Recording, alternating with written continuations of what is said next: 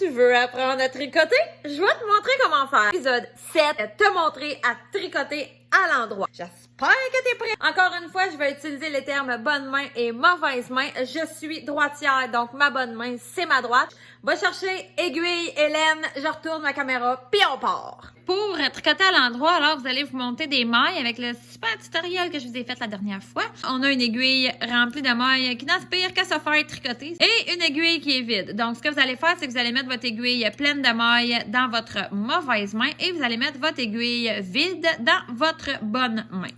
Le but, ça va être d'aller tricoter les mailles une après l'autre. Ne partez pas avec la petite petite queue qui reste ici de votre montage de mailles. C'est décevant en maudit quand on se rend compte qu'on est parti avec le mauvais bout. C'est qu'on va rentrer dans la première maille comme ça ici, par en dessous de la maille. Et là, on va entrer dedans, comme ça, en croisant nos aiguilles et en laissant celle qui vient d'entrer dedans en arrière. Donc, je fais un X avec mes aiguilles, je prends le fil qui va vers la balle de laine et je vais entourer l'aiguille que je viens d'entrer en arrivant toujours de l'arrière et en terminant toujours entre les deux aiguilles. L'astuce, c'est de ne pas laisser ce fil-là tout seul. Il faut tenir ce fil-là et notre aiguille avec notre bonne main. La façon de tenir ton fil, il n'y a pas de bonne ou de mauvaise réponse. Il y en a qui vont s'entourer ça là, autour des doigts pendant 4 jours là, avant de faire leur maille. Là.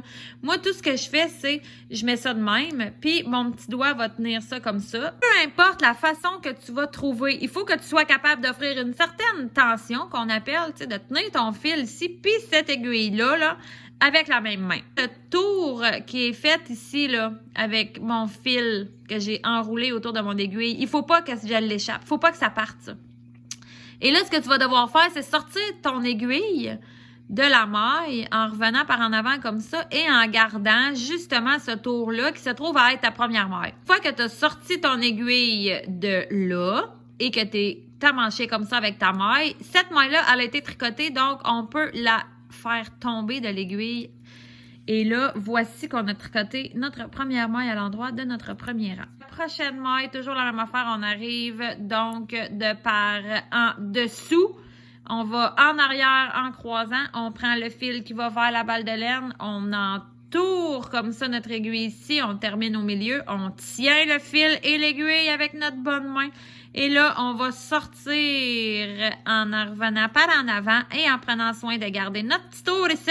Fait qu'après ça, on peut jeter la maille en bas de l'aiguille. Ne pas trop tirer sur votre fil. Là. Une fois que vous l'avez tourné, ça donne rien là, de tenir ça extrêmement serré puis de tirer là-dessus comme s'il n'y avait pas de lendemain. Parce que là, vos mailles vont être beaucoup trop serrées et elles ne se déplaceront pas aisément sur votre aiguille. Ce qu'on vise, là, c'est que votre maille, vous soyez capable ici, là, de la faire tomber de l'aiguille sans avoir besoin de vous servir de vos mains. Il n'y a pas rien qui fait sur mes aiguilles, là, ça c'est un signe très clair. Quand tu as l'impression d'avoir une souris à côté de toi quand tu tricotes, c'est parce que tu tricotes beaucoup trop serré. Quand tu fais ton tour, il faut que tu t'assures d'être sur la pleine circonférence de ton aiguille et non pas de faire tes mailles ici.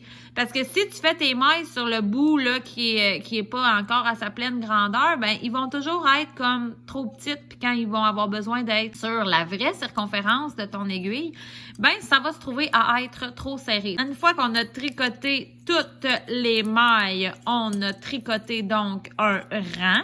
On termine notre rang. Ben là, je me retrouve avec ma bonne main qui a une aiguille remplie de mailles et ma mauvaise main qui se retrouve avec une aiguille vide.